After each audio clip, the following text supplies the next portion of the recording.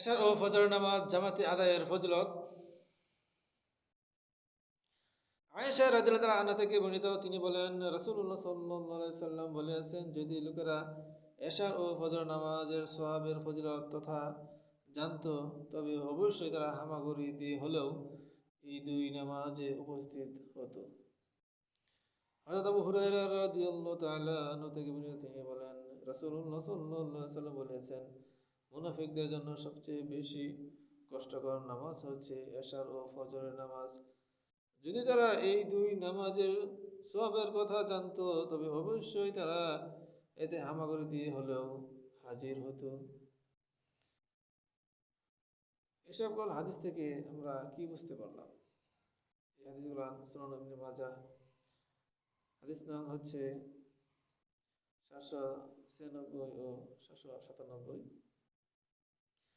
হযরত আবু হুরায়রা রাদিয়াল্লাহু তাআলা আনহু থেকে বর্ণিত, তিনি বলেন, রাসূলুল্লাহ সাল্লাল্লাহু আলাইহি সাল্লাম বললেন, আমার ইচ্ছা হয় যে নামাজের নির্দেশ দেই এবং তা কায়েম হোক। এরপর আমি কোনো ব্যক্তিকে কোনো ব্যক্তিকে লোককে নিয়ে নামাজ আদায় করার নির্দেশ দেই।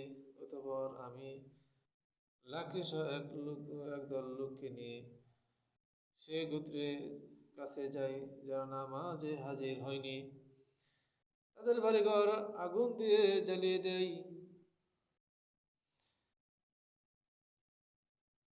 রাসূলুল্লাহ সাল্লাল্লাহু আলাইহি সাল্লামকে রাসূল যে বললেন, আমি বৃদ্ধ ও অন্ধ, আমার বাড়ি অনেক দূরে এবং আমার সাহায্যকারী কোনো পরিচালনা নেই যে আমাকে সাহায্য করতে পারে। সুতরাং আপনি কি আমাকে জামাতে হাজির না হওয়া অবকাশ দেবেন? তিনি বললেন, তুমি কি আজান শুনতে পাও?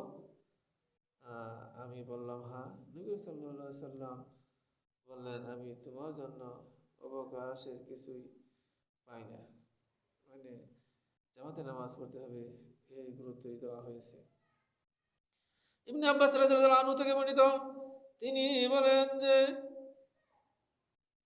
যে ব্যক্তি আজান শুনলো এবং উজোর ভীতি রেখে জামাতে উপস্থিত হলো না, তার নামাজ হয় না।